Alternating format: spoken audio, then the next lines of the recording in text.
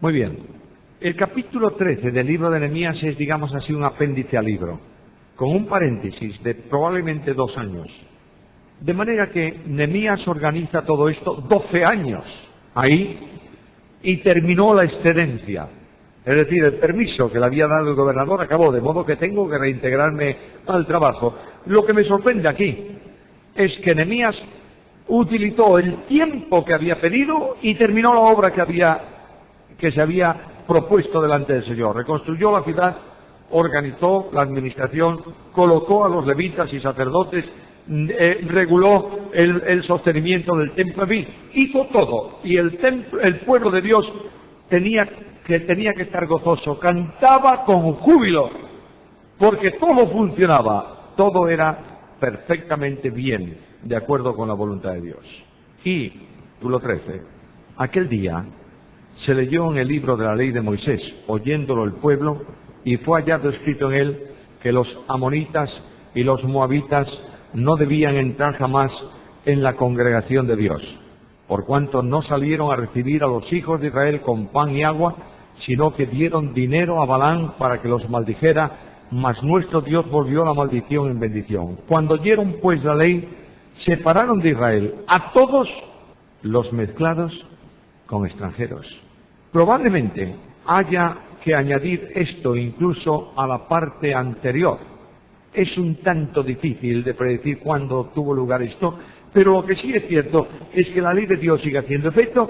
Por tanto, todos aquellos en aquel día, es un término muy difícil, lo más probable es, según los eruditos que tienen mayor capacidad de estudio de este libro, mayor conocimiento de este libro, dicen que eso tuvo que ver con el final de la dedicación de los muros. En aquellos días siguió leyéndose la ley y se leyó que había que establecer una separación, y automáticamente el pueblo de Dios, que estaba concienciado y comprometido a la obediencia absoluta de la ley de Dios, llevó a cabo lo que Dios había determinado, y hay una limpieza, una reacción del pueblo para que haya para un ajuste de la conducta cotidiana conforme a lo que Dios había establecido. Pero viene ahora una parte muy interesante. Antes de esto que va a describir a continuación, antes de esto, el sacerdote Eliasib, siendo jefe de la cámara de la casa de nuestro Dios, había emparentado con Tobías. Este Tobías era tremendo, ¿eh? Él casado con una hija de un israelita, su hijo casado con la hija de otro, y ahora resulta que como no le llega bastante con lo que tiene, emparenta con el sumo sacerdote o con el sacerdote responsable de la custodia de las cámaras del templo. Y ahora viene un problema. El consuegro visita de vez en cuando al otro consuegro. Este Tobías viene a hacer visita a su consuegro, el sacerdote Eliasib. Este sacerdote Eliasib, sumo sacerdote, se da cuenta que ya el pueblo de Dios había declinado espiritualmente y las cámaras no están llenas de ofrendas. Entonces, ¿qué voy a hacer yo para recibir a mi consuegro? Porque en mi casa no tengo bastantes habitaciones. Pues muy sencillo, le voy a hacer un chalecito de verano. Y vacía la cámara del templo y coloca allí al consuegro. De modo que en donde están las ofrendas, ahora está el apartamento privado de Tobías. Mirad el versículo 5. Le había hecho una gran cámara en la cual guardaban antes las ofrendas, el incienso, los utensilios, el diezmo del grano, del vino y del aceite, que estaba mandado dar a los levitas y a los cantores y a los porteros, y la ofrenda de los sacerdotes. Mas a todo esto, ¿cuándo ocurrió esto? Cuando Nehemías no estaba en Jerusalén. De modo que Nehemías, cuando describe esto, dice, bueno, un momento, esto se hace porque yo no estoy aquí. Porque si yo estoy allí, no se hace. Pero yo he tenido, dice Nehemías, que volver a Jerusalén, porque en el año 32 de Artajerjes, rey de Babilonia, fui al rey, de manera que tuvo que retornar. no tengo la menor duda de que Nehemías estuvo manteniendo contacto permanente con Jerusalén. Antes no era tanto el que tenía. Recordáis que cuando viene su hermano Anani al principio del libro, le pregunta que ¿cómo están? Luego quiere decir que no estaba tan informado. Pero ahora está informado al minuto.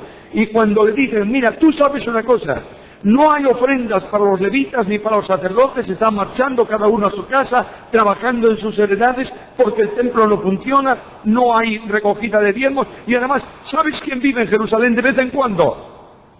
¿En dónde? ¿En el templo? ¿Quién? Tobías. A mí me parece que Nehemías aquel día llevó un berrinche. ¿Sabéis lo que es esa palabra? Un enfado tan monumental que yo no sé cómo no se le cayó al suelo la copa que le daba de beber al rey. Y lo que hace Nehemías es, seguro orar, no hay duda ninguna, y al cabo de algunos días, ¿qué? Otra excedencia. Va al rey y le dice, mira, tengo que volver a la ciudad. Yo no sé lo que le habrá dicho a Artajerjes Nehemías aquí para irse a la ciudad. Porque la primera era lógica, voy a reconstruir la ciudad de mis padres, los sepulcros, está bien. Pero ahora tendría que decirles que tú sabes una cosa, Artajerjes. El sumo sacerdote es un sinvergüenza. De modo que tengo que ir a poner orden. Y ahí vuelve, pidió permiso rey para volver a Jerusalén, versículo 7, y entonces supe del mal que había hecho Eliasib por consideración a Tobías, haciendo para él una cámara en la casa de Dios. Honraba al consuegro, no honraba a Dios. Ahora la reacción de Nehemías es fantástica. Y me dolió en gran manera. Lo primero que Nehemías hizo desde llegar a la ciudad es, ¿dónde está esa cámara? Está ahí. ¿Y está Tobías dentro? No. Bueno, se salva Tobías. Pero Nehemías entra dentro de la cámara y los muebles de Tobías salen por la ventana a la calle. Le vacía el chalet de verano. No hay más corrupción aquí adentro. Ahora hay que hacer una limpieza absoluta. Arrojé los muebles de la casa de Tobías fuera de la cámara. Y dije que limpiasen las cámaras. E hice volver allí los utensilios de la casa de Dios, las ofrendas y el incienso. ¡Qué tremenda abominación, eh!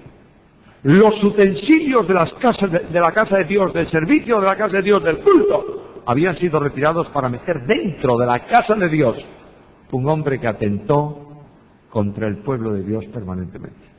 ¿Podéis ver una degradación espiritual más grande? Bueno, es una degradación espiritual a la que llegan los sumos sacerdotes en relación con sus familias. Y ahí tenemos que tener mucho cuidado.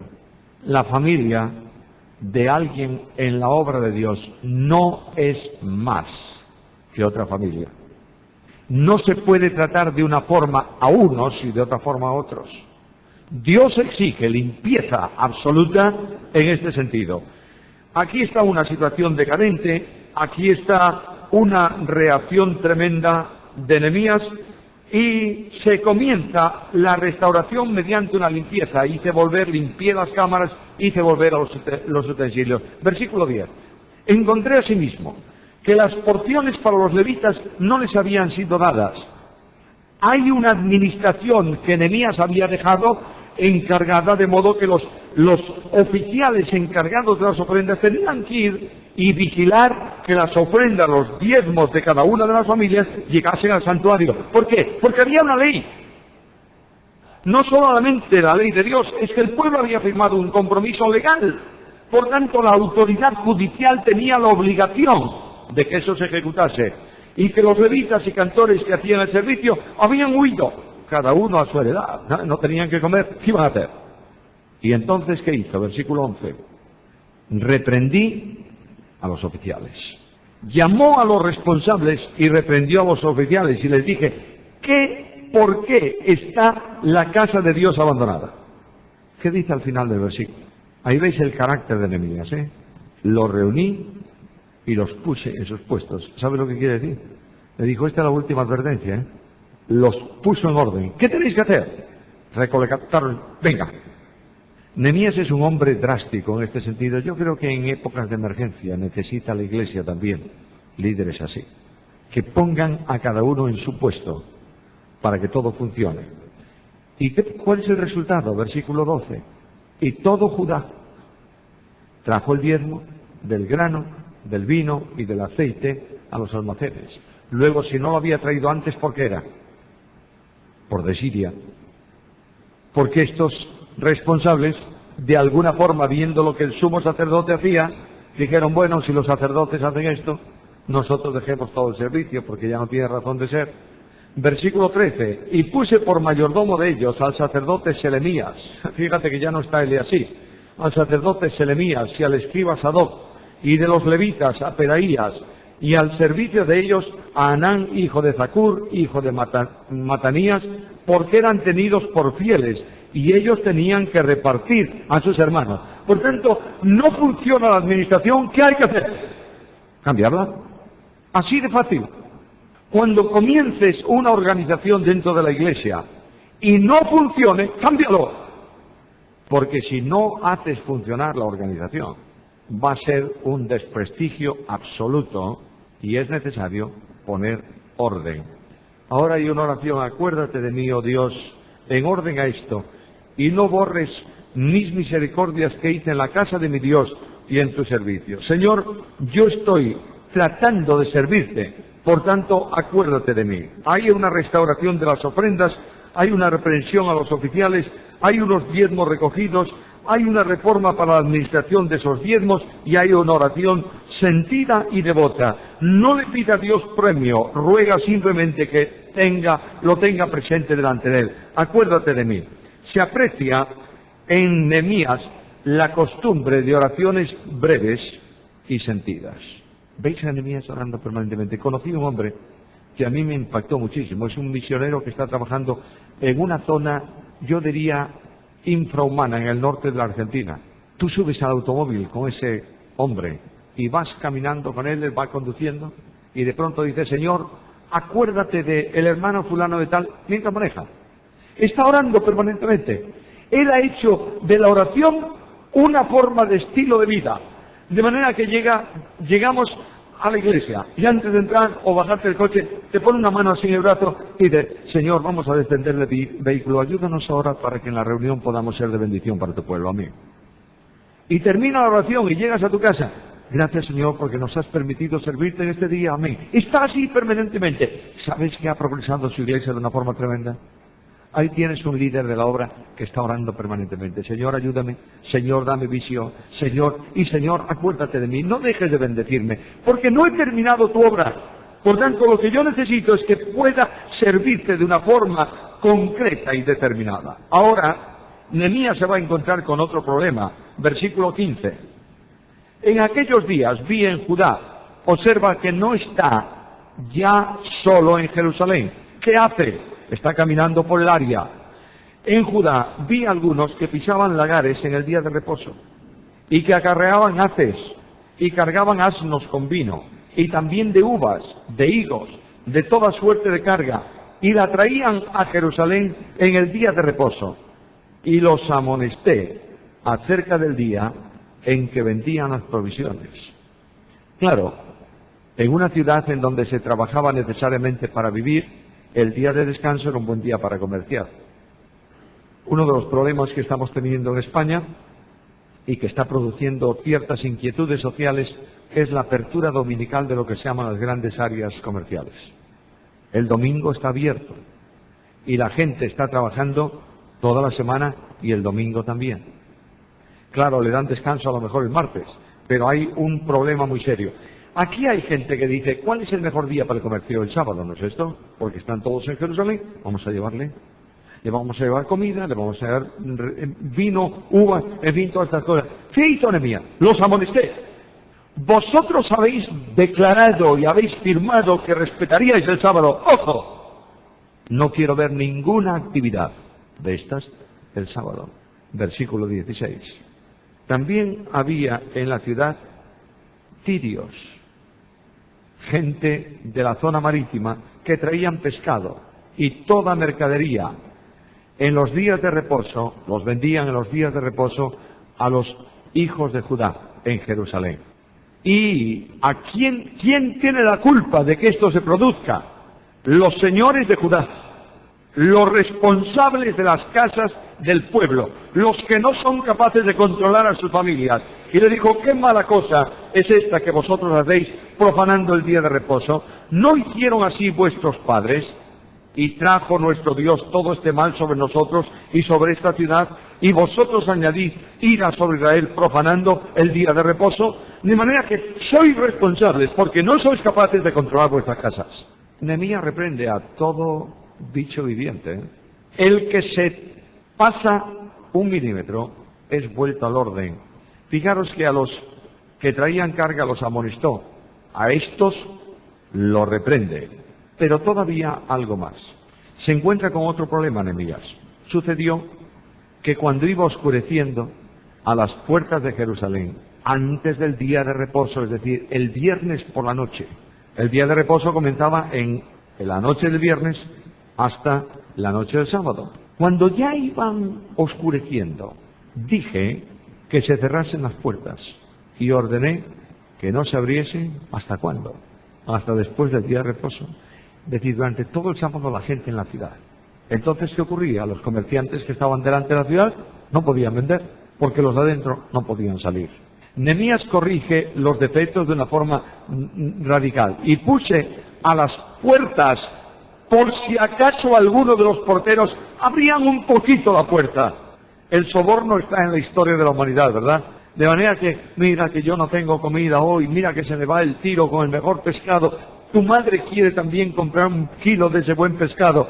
Por favor, no lo dejes marchar. Y el portero a lo mejor, abría un poquito el cerrojo y dejaba entrar el paquete del pescado, para que esto no se produjese sus criados. Es decir, aquellos que rendían cuenta delante de ellos, y les dije, ahí, para que no se introduzca ninguna carga, y ahí delante de todo Jerusalén, los comerciantes, con sus mercancías, llamando a los que estaban paseando por la muralla, ¿queréis un buen pescado? Tentadores. ¿Y qué hace Nehemías con ellos? Se quedaron fuera de Jerusalén 1 y 2 veces los negociantes y los que vendían toda especie de mercancía, y les amonesté y les dije, ¿por qué os quedáis vosotros delante del muro? Si lo hacéis otra vez, ¿qué? Os echaré mano. Habla el gobernador, que trae poderes delegados del emperador, y dice, como os atreváis a estar delante de la ciudad, una sola vez os meto en la cárcel, ¿eh? Y aquellos sabían que Nehemías lo hacía. Desde entonces, no volvieron más a grandes males, grandes acciones. Toda aquella paciencia se ha terminado, porque se está quebrantando no solo la ley de Dios, sino también el compromiso del pueblo. No puedes dejar declinar el compromiso, porque si no arruinas la congregación. ¿Qué más dice ahí? Y dije a los levitas que verificasen, que se purificasen y viniesen a guardar las puertas para santificar el día de reposo. También por esto acuérdate de mí, Dios mío, y perdóname según la grandeza de tu misericordia. Yo sé que esta cuestión del día de reposo hay que tener mucho cuidado con ella. El otro día dije algo acerca del sábado. El domingo no es el sustituto del sábado. El creyente no tiene la obligación legal de guardar un día a la semana, porque cuando el creyente es comprado por Cristo, es santificado para Él, y todos los días para el creyente son santos, ¿entendéis? Es decir, hay que vivir para la gloria de Dios. Indudablemente el domingo sustituye en cuanto a congregación al sábado judío. Los judíos se reunían el sábado en la sinagoga. Los cristianos, según Hechos de los Apóstoles, lo hacían no el último, sino el primer día de la semana, el domingo. Los asuntos legales, ceremoniales, concluyen con Cristo y en Cristo, y solamente se mantienen los principios morales de ley. No hay ningún establecimiento, ni ninguna ordenanza en el Nuevo Testamento para el cumplimiento del sábado. Si tenemos que cumplir el sábado, tenemos también que llevar un sacrificio al templo, porque está en el mismo nivel ceremonial. Luego, el domingo es simplemente el día en que la sociedad actualmente no trabaja, y qué mejor para un cristiano que dedicar ese día para el servicio y la gloria de Dios. Pero si un creyente tiene que trabajar el domingo, porque está en una empresa en donde tiene que trabajar, no sienta escrúpulo de conciencia, ¿entiendes? Porque toda la vida del creyente, incluido el trabajo, es para la gloria de Dios. De manera que el creyente no tiene la obligación legal. Pero esto no te sirva de justificación para decir, bueno, ¿cómo no tengo que guardar el domingo? Y el domingo es un día tranquilo, voy a dormir por la mañana. No, porque estás quebrantando un mandamiento. ¿Sabes cuál? No dejando de congregaros, como algunos tienen por costumbre. De manera que vengamos a la casa del Señor para rendir gloria y alabanza a Dios cuando el pueblo de Dios se reúne. El domingo, y si es posible, en la reunión de oración vuestra que es jueves, ¿no? Y el miércoles. Bueno, el miércoles también, si es posible. ¿Tú sabes quién está en la reunión del miércoles? Cuando comienza la reunión, siempre todos los miércoles, ¿quién es el que no falta? Cristo está ahí. Por tanto, si Él está, yo debo sentir un privilegio especial para venir a estar con Él. Ahora, no puedo, muy bien, porque tengo trabajo, está bien, pero no sea cualquier disculpa para abandonar mi presencia en la casa del Señor. Mira, un sacerdocio infiel, ¿sí? En 2 años. Una administración corrupta, en 2 años. Un pueblo que quebranta una normativa legal, en 2 años. ¿Tú sabes lo peor que puede hacer un gobierno? Establecer una ley y no cumplirla. Cuando un gobierno establece una ley y no se cumple, mejor es que no lo establezca, porque se desprestigia él y desprestigia el resto de las leyes. Ahora, una legislación. Imagínate tú, hace unos 4 meses, 5 meses, se cambió en España el sistema del carné de conducir y pasamos al carné de conducir comunitario por puntos. Cada español tiene un carné con 12 puntos. Una sanción de tráfico por exceso de velocidad, 1 punto. Una sanción de tráfico por pasar en la ciudad de 50 kilómetros por hora, 1 punto. Aparte que lo comunican a las compañías de seguro y el seguro crece en la misma medida en que crecen las sanciones. Y cuando pierdes los 12 puntos, ¿qué ocurre? Se acabó el carné. 1 año sin carné y a examinarte de nuevo. Ahora tú imagínate que ponen eso en marcha y viene un tipo y atraviesa un control de radar prohibido pasar de 120 a 200. Y no le quitan el punto. ¿Por qué? Porque es amigo del jefe de tráfico. Mejor es no legislar nada. ¿Entiendes? Las leyes están hechas ¿para qué? Para cumplirlas. Desde el primero hasta el último. Por tanto, aquí tienes lo que había ocurrido. Había leyes, se cumplían. Descalabro nacional número 1 en Israel. ¿Qué más dice el texto? Volvemos ahora a otro problema muy, pero muy serio que Nehemías tiene que abordar. Vi asimismo en aquellos días a judíos que habían tomado mujeres de dónde. Fijaros por favor en el versículo. Mujeres de Asdod, es decir, filisteas, amonitas y moabitas, cananeas. Había tenido un problema Nehemías anteriormente, él tras otro, y siguen. A pesar de que dijeron, no vamos a dar nuestros hijos a sus hijas, ni al revés. Ahí continúa de la misma manera. Consecuencia en 2 años. Versículo 24. La mitad de sus hijos hablaban la lengua de Asdod, porque no sabían hablar judaico, sino que hablaban conforme a la lengua de cada pueblo. La madre condiciona siempre el lenguaje del hijo, ¿lo sabías? Yo tengo 2 nietas catalanas, es decir, españolas nacidas en Cataluña. En España tenemos 4 idiomas oficiales. El castellano, común para todos, el gallego, el vasco y el catalán. En Galicia se enseña a los niños en las escuelas y en la universidad en gallego. En Cataluña en catalán. El profesor, el director del colegio donde van mis nietas, un día llamó a su padre, cuando estaban hablando de cómo marchan las niñas y demás, y le hizo una pregunta. la madre de estas niñas es catalano parlante, y el padre le dijo, no, es gallega. Y el director de la entidad le dijo, ahora entiendo algunas cosas del idioma de estas niñas. La madre condiciona, la madre habla, los niños aprenden. No significa que no puedan hablar correctamente otra lengua, ¿entiendes?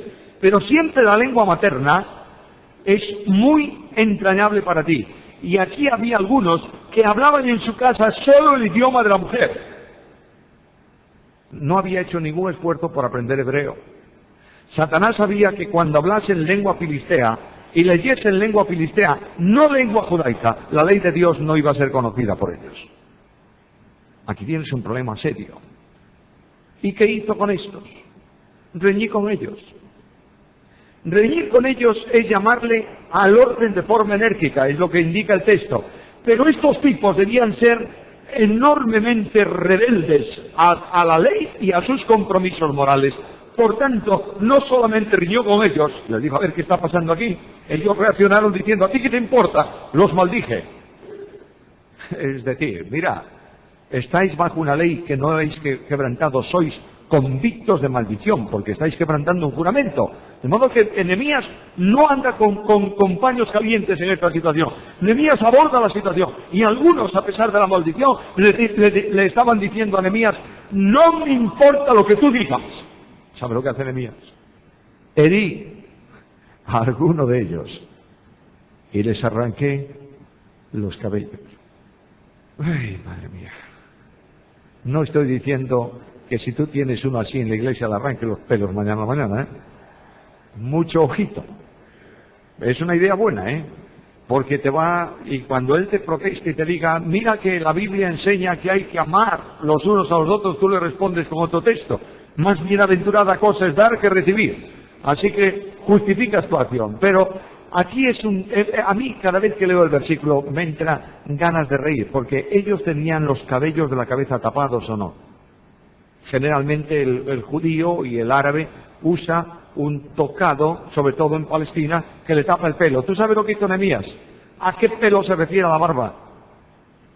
De manera que Nehemías enganchó las barbas de estos tipos y de pronto los pelos de la barba quedaron en las manos de Nehemías.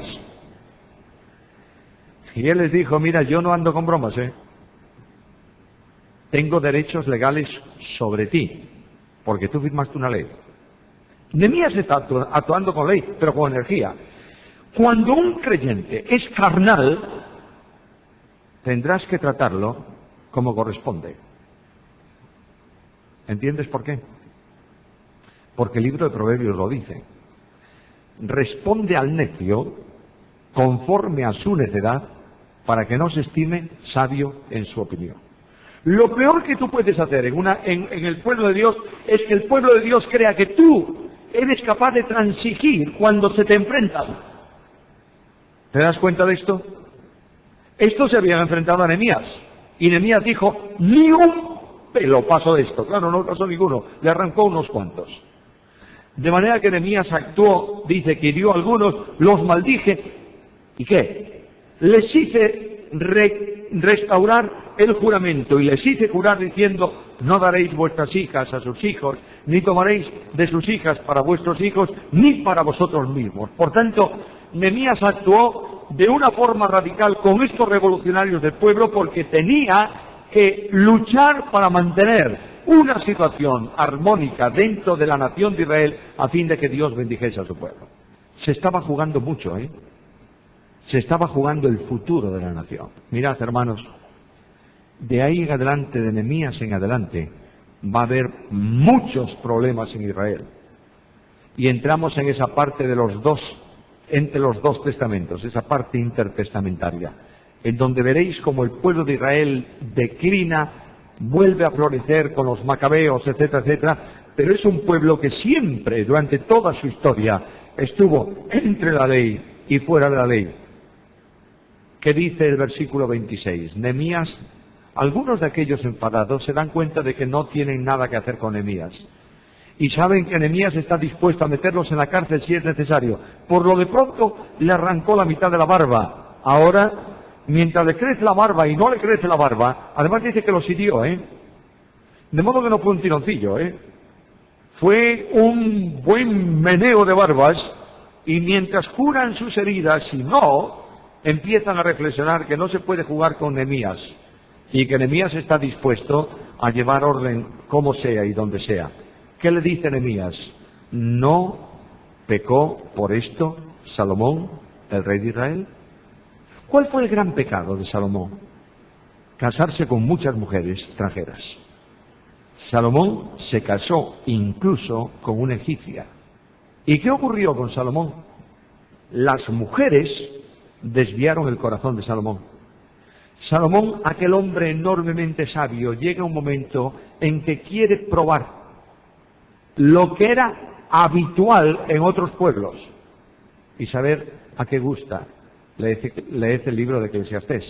Entre otras cosas, había pueblos cuyo sistema de vida eran grandes orgías con mucho vino. Y ahí Salomón bebió hasta emborracharse más de una vez a propósito para saber lo que era. Y otras muchas cosas más que hizo. Este hombre tuvo, cuando la ley decía el rey no tendrá muchas mujeres, este hombre tuvo 1000. Yo no sé, yo creo que con que tengas una mujer y una suegra llega, mira que tener 1000, eso es un lío. Bueno, digo esto porque no está mi mujer presente. Tengo una suegra encantadora, quiero decirlo, Me quiere posiblemente más a mí que a sus hijos. No sé por qué. Siempre la suegra es la fea de la familia. Pero aquí hay una referencia a Salomón que le dice, mira, Salomón cayó en este problema, vosotros vais por el mismo camino. Bien que en muchas naciones no hubo rey como él, que era amado de su Dios, y Dios lo había puesto por rey sobre Israel, aunque a él le hicieron pecar las mujeres extranjeras. Bueno, no echemos la culpa a las mujeres extranjeras, ¿Es verdad que fueron los instrumentos de la tentación? Sí. ¿Pero por qué llegó Salomón a eso? Porque quebrantó la ley de Dios. Nadie puede ser controlador de una situación que conduce al pecado. Tarde o temprano caes. Si tú tienes en tu vida alguna cosa, no importa la que sea, que puede ser instrumento que conduzca al pecado, quítalo, porque vas a caer. Cuando tú tienes un animal venenoso en tu casa, no juegues mucho con él, ni lo mantengas ahí. Esta es una advertencia muy seria, muy solemne en cuanto a la responsabilidad. Y obedeceremos a vosotros para cometer todo este mal tan grande de prevaricar contra nuestro Dios tomando mujeres extranjeras, de manera que no hay posibilidad. Aquí no se transige vuestra forma de vida, versículo 27. Ahora, versículo 28. Y uno de los hijos de Joiada, hijo del sumo sacerdote Eliasib, ¿qué? El Tobías mezclado con no sé cuántos y emparentado con el sumo sacerdote. La casa de verano de Tobías ya vaciada y el sumo sacerdote puesto a buen recaudo, y ahora tiene un hijo. Y este hijo había emparentado ¿con quién? Con el único bueno de la película que quedaba, Sanballat. Aquellos que se habían puesto frente a Israel para impedir la obra, los enemigos declarados, emparentados ¿con quién? ¿Con quién? Con los sacerdotes. Bueno, aquí comienza algo que podéis entender muy fácilmente. Los sacerdotes en Israel no estaban interesados ya en la gloria de Dios, sino en su beneficio personal. Y así van a seguir adelante, hasta aceptar la dinastía asmonea, y hasta pactar con Herodes, y hasta ser los principales del partido de los saduceos, y hasta alquilar los atrios del templo para recibir un beneficio vendiéndole a los peregrinos los animales con la patente para el sacrificio. Estos eran los sacerdotes. Un peregrino venía a Jerusalén y no tenía necesidad de comprar un animal en el atrio. Podía llevar un cordero comprado en el mercado, pero le iba a salir más caro. Porque cuando llegara al sacerdote con el cordero para el sacrificio, el sacerdote le diría, ¿tienes la certificación veterinaria? Estoy diciéndolo en el tiempo de que este animal es correcto para el sacrificio. Ah, no. ¿Y a dónde tengo que ir a buscarla? A esos que los venden ahí. Si lo hubieras comprado, tenías el certificado también. De manera que el pobre israelita tenía que buscar a alguien que certificase que el animal era así. Y luego tenía que llevarlo al templo. Un problema. ¿Qué había que hacer? Lo mejor era ir al templo, comprar el animal, que ya te daban el animal, luego ibas a la tienda del vino con el vino para la libación del sacrificio, y todo eso era un negocio que reportaba cantidades impresionantes. ¿A quiénes? A los sacerdotes. De modo que cuando Cristo le tiró las mesas por el suelo y perdió las monedas y organizó aquel cisco en el templo, el quebranto no fue para los mercaderes, el quebranto era para los sacerdotes. Claro, ojo, no para todos los sacerdotes. El padre de Juan el Bautista, Zacarías, seguro que no cobraba ni un 10, nada de ese mercado de negros que había allí, pero lo cobraba la familia del sumo sacerdote, que tenía los derechos y alquilaba esa parte del templo. Ahora, ¿qué ocurre? Mira, ¿tú sabes que el hijo del sumo sacerdote, Eliasib, es yerno de Sanbalán Horonita? Por tanto, ¿qué dice el versículo? Mirad al final. Mirad cómo actúa Nehemías. Este capítulo a mí me encanta por la energía de Nehemías. A los otros le sacó las barbas y a este lo ahuyenté de mí. ¿Tú sabes cómo traducen la Septuaginta ese versículo? Lo corrí de mí. Imagínate a este joyada corriendo delante y Nehemías a patadas detrás de él. El hombre vino para ser reprendido y salió por los pies, porque este hombre no iba a permitir nunca el quebrantamiento de una ley que traería la ruina de la ciudad. Acuérdate de ellos, Dios mío, contra los que contaminaron el sacerdocio y el pacto del sacerdocio y de los levitas. Está diciendo, mira, Señor, han caído, han pecado, no pueden ser restaurados al sacerdocio por lo que han cometido, por tanto acuérdate de ellos. Cuando una persona, cuando se habla de acordarse, está hablándose de acordarse judicialmente. ¿Recuerdas que el Señor dice, puse sus pecados en el fondo del mar y nunca más me acordaré? No es que Dios olvida, porque Dios no olvida nada, pero no los trae a juicio, no los pone delante para juez. Aquí dice, acuérdate de ellos. Los limpié pues de todo extranjero, y puse a los sacerdotes y a los levitas por sus grupos a cada uno en su servicio, y para la ofrenda de la leña en los tiempos señalados y para las primicias. Por tanto, tuvo que volver de nuevo a poner orden en toda aquella ciudad. Hay tantas cosas en este capítulo, es interesante, ¿verdad? Yo sé que el capítulo 13 es muy interesante por la dinámica de ese capítulo. Está enseñándome sobre todo que el líder no puede contemporizar cuando se hacen cosas contrarias a la voluntad de Dios. No importa quién sea. Puede ser el sumo sacerdote o puede ser un hombre sencillo que vive en una casa. No se puede transigir con el pecado. Cuando una persona en su iglesia, en su ministerio, transige con pecado dentro de la congregación, está conduciendo a la ruina espiritual al pueblo de Dios. Bueno, pero es que si toco esto, se me van a ir 20 de la iglesia, porque es una familia importante. Pues váyanse 40 si es necesario. Pero lo que no puedes permitir es que nadie abuse de su condición en la casa de Dios. Enfrenta los problemas directamente y no los dejes.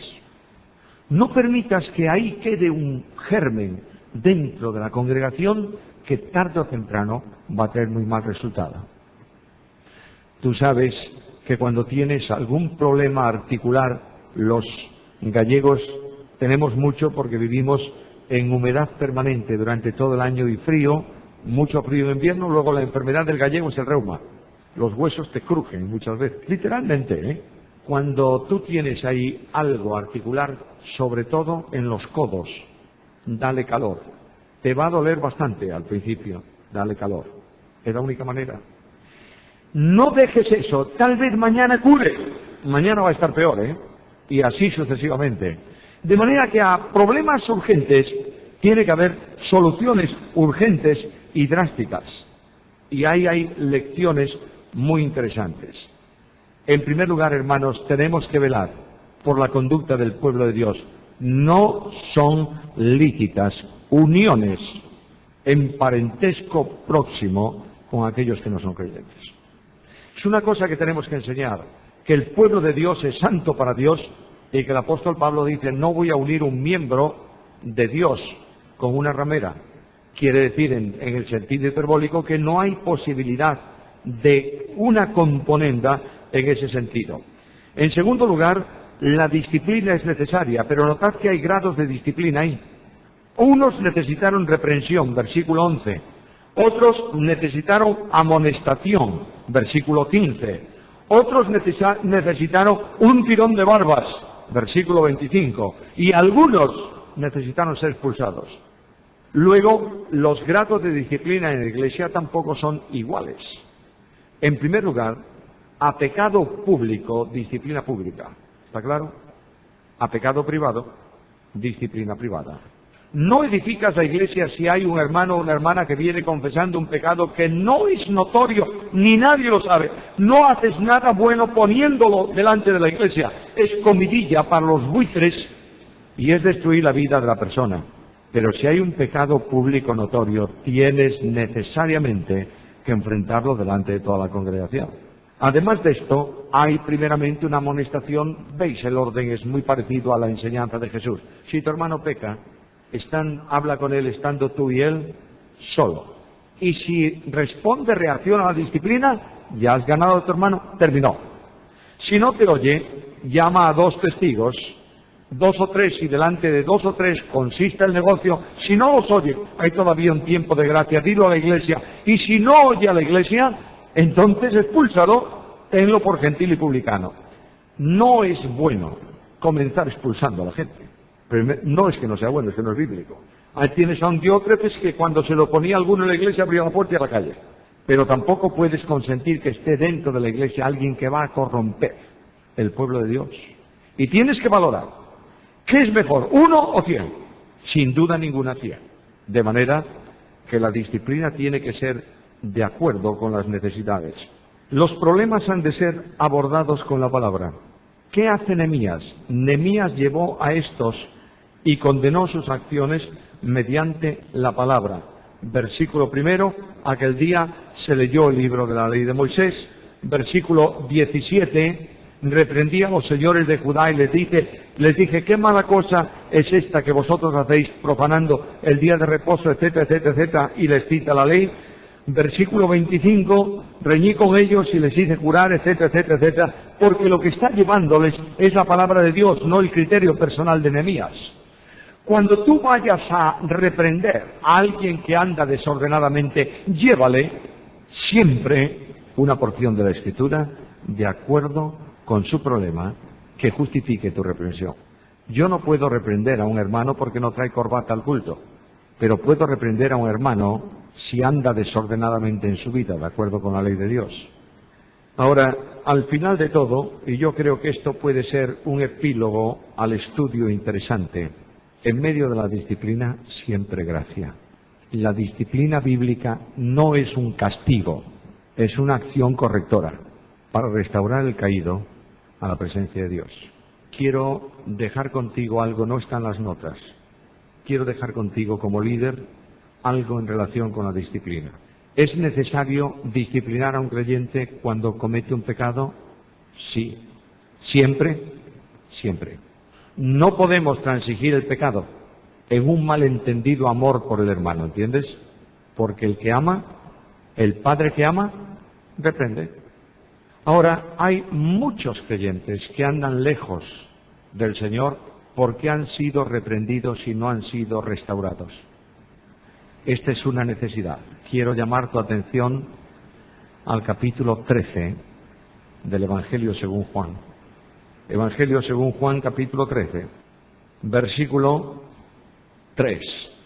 Sabiendo Jesús que el Padre le había dado todas las cosas en las manos y que había salido de Dios y a Dios iba, se levantó de la cena, se quitó el manto y tomando una toalla se la ciñó.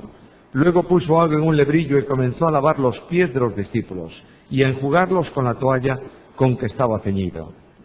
Y vino a Simón Pedro, y Simón Pedro le dijo, que tú me vas a lavar los pies.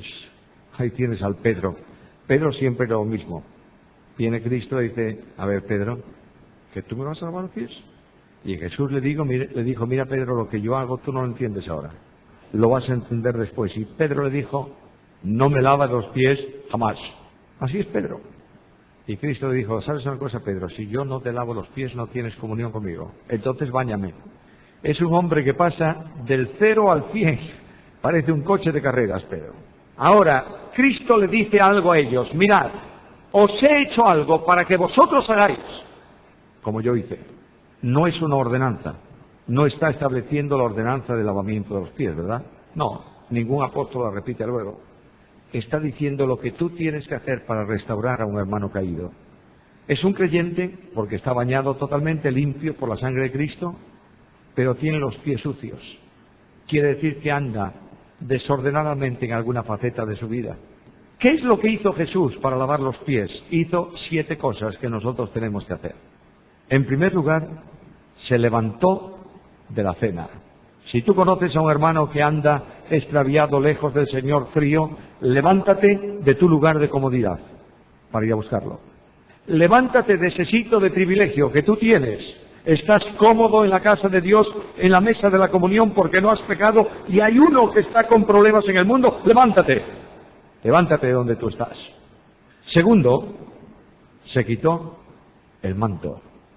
Cristo no podía lavar los pies de los discípulos con el manto de maestro, sino con la toalla de un esclavo. Para ir a restaurar a un hermano caído, quita el manto que tú tengas sobre tu vida espiritual. Puede ser el manto de la santidad, puede ser el manto de la perfección, puede ser el manto del maestro, no importa lo que. Disponte a trabajar como un esclavo para buscar al que ha caído. ¿Qué más hizo? Tomó una toalla y se la ciñó. Se dispone a aplicar el agua a la suciedad de los pies. ¿Como Señor? No, como siervo. Este se pone la toalla para ir a buscar a este que anda abandonado, perdido por ahí, en la condición de un esclavo. ¿Y qué más hizo? Y tomó agua en un lebrillo. Un lebrillo es un recipiente pequeño. Tiene agua no para bañar a una persona, agua para lavar los pies sucios, nada más. Cuando tú vayas a restaurar a un hermano caído, no le lleves la Biblia entera y échasela por la cabeza. Simplemente la porción que corresponde a su problema, nada más. Llévale el agua de la palabra de Dios que necesita para restaurar esa área de su vida que está afectada. Y una vez que puso el agua delante, comenzó a lavar los pies, aplicar el agua a la suciedad. Tomar la palabra de Dios. Cuando tú vayas a restaurar a alguien que ha caído en el pecado, no importa si es grande o pequeño, llévale y aplícale la palabra. No le digas, yo ya sabía que te iba a pasar esto. Tú siempre anduviste de esta manera, eso es juzgarlo. Y ten en cuenta que si tú no has llegado a un pecado de ese calibre, es porque Dios te sostiene, ¿eh? No eres mejor que Él. Simplemente acércate a Él y dile, mira querido, yo veo en la Biblia esto, que condena tu situación. ¿Te das cuenta? Es el Señor. El Señor me ha dado esta porción de la palabra para que tú sientas en dónde estás. A mí no me haces ningún daño, yo no soy nadie, soy simplemente un siervo. Pero tú estás en contra de la palabra de Dios. Llévale la porción de la Biblia. Guarda tu criterio en el bolsillo y vete con la palabra de Dios. ¿Y qué más? Y después de aplicar la palabra, comenzó a enjugarlos. Ese verbo significa secar acariciando. Yo sé que aquí llueve, pero torrencialmente de vez en cuando, y os secáis inmediatamente después porque hay calor. En Galicia, cuando tú te mojas los pies debido al clima, si no los secas, ¿sabes lo que pasa? Te enfrías. Muchas veces vamos a hablar con un hermano que ha tenido un problema y le echamos encima el gran jarro de agua bíblico. Y ahí lo dejamos. Al cabo de un tiempo, ese hermano está frío, alejado del Señor. Yo voy a la presencia del Señor, le llevo el mensaje de la palabra y después lo acaricio. Y le digo, vengo con un ministerio de restauración. ¿Qué más hizo Jesús? En séptimo lugar, ¿en dónde está? ¿No está más? Sí, hizo una cosa más. ¿Cómo tuvo que secarlos, que lavar los pies? Puesto de rodillas. Ellos estaban sentados en el diván. Luego Jesús tuvo que ponerse de rodillas delante de cada uno de ellos para lavar los pies. Antes de ir a un hermano para restaurarlo, ponte de rodillas delante del Señor. Y dedica un tiempo largo para hablar a Cristo de ese hermano, antes de hablar a ese hermano acerca de Cristo. Y cuando tú vayas junto a él, dale el abrazo del padre del pródigo, No lo mires en la distancia como si fueses más santo que él. Voy a contaros una historia que ocurrió en nuestra iglesia. Las iglesias son, muchas veces lo dije, como una montaña rusa. ¿Sabe lo que es la montaña rusa? Unas veces están en la cima y otras veces están en el valle de sombra de muerte. Bueno, un día que nuestra iglesia salía de un valle de sombra de muerte, el consejo pastoral de la congregación se reunió y dijo: vamos a hacer una lista de los hermanos que no vienen a las reuniones, que están lejos del Señor. Y hicimos una lista de los que estaban en esta situación. Nos sorprendió encontrar un número, cerca de 20 personas así. Y entonces, una vez hecha la lista, dijimos: ¿y qué vamos a hacer por ellos? Y tomamos un acuerdo: vamos a orar cada día por ellos. Y todo el consejo pastoral de la iglesia y los diáconos venían todos los días durante 3 meses por la tarde y nos poníamos de rodillas en el despacho y por rueda orábamos por cada uno de esos hombres. Yo he visto líderes espirituales de la iglesia ya de años doblar su chaqueta y ponerla debajo de las rodillas porque le dolía las rodillas en el suelo. Y cuando empezábamos a orar, enseguida había alguno que notabas que no podía seguir orando porque estaba llorando en la presencia de Dios. Y después de 3 meses uno de ellos dijo: ya hemos orado 3 meses, debemos hacer algo. Vamos a hablar con el primero, es decir, el que lleva más tiempo lejos de Jesús. Un hombre que había sido un líder de juventud y había sido puesto fuera de comunión en la iglesia por un pecado moral grave. Y 2 ancianos de la iglesia fueron a visitarlo víspera de una convocatoria especial que teníamos jueves, viernes santo, sábado y domingo. En la iglesia, por tradición histórica, se hacían siempre reuniones especiales. Y dice que cuando llegaron a la casa de él el miércoles de esa semana y llamaron al timbre de su puerta y les abrió, dijo: ¿qué hacen aquí 2 de los pastores de la iglesia? ¿Qué hacen aquí? Bueno, no lo dijo, pero como si lo dijera. Les miró con ojos espantados: ¿qué vienen a buscar aquí? Y aquellos 2 hermanos le dijeron: mira, queremos que sepas 2 cosas. Llevamos 3 meses orando por ti y queremos pedirte que vuelvas al Señor. Y el hombre se quedó mirándoles y les dijo: ¿y qué tengo que hacer? Primero de todo, le dijeron: ¿por qué no vienes a la reunión? ¿Y qué van a decir de mí? Bueno, no te importe. Si tú vienes mañana a la reunión, te estaremos esperando. Nosotros vamos a estar en la puerta de la iglesia, te sientas con nosotros. Y el jueves llamado santo entraba por primera vez en la iglesia un hombre después de 20 años de ausencia. Y aquellos hermanos se sentaron con él y vino el viernes, y vino el sábado, y vino el domingo, y vino siempre. Y parece que lo estoy viendo ahora. Un domingo por la mañana con la congregación llena de gente antes de comenzar el ministerio. Este hombre salió de donde estaba y por el medio del local y avanzó hasta el frente y delante de toda la congregación dijo: hermanos, mi problema ha sido resuelto con el Señor. ¿Podéis perdonarme también vosotros? Muchas lágrimas. El consejo pastoral vino al frente y abrazamos a este hombre y le dijimos a la iglesia: ¿qué impide que sea restaurado? 3 meses después moría de un cáncer. Pero tuvo tiempo todavía de, en una reunión de oración, decir a la iglesia: hermanos, yo fui una oveja extraviada y el gran pastor de las ovejas envió a sus pastores para buscarme. No hay nada más grande que la restauración de un perdido. ¿Conoces alguno? Como líder de tu iglesia, ¿sabes de alguien que está caminando lejos del Señor? Vete a buscarlo. Llévalo en oración primero a la presencia de Dios. Hoy mismo. Llora hasta que sientas en tu alma la carga de tu hermano. Y después búscalo en servicio de esclavo. Disponte a recibir golpes, malos tratos y malas palabras. Pero no hay nada más hermoso que ver cómo una oveja vuelve al rebaño del pastor en comunión con el pueblo de Dios. Hermanos, yo pido al Señor que bendiga vuestra vida. Quiero daros muchas gracias por la atención que habéis prestado al estudio del libro de Nehemías.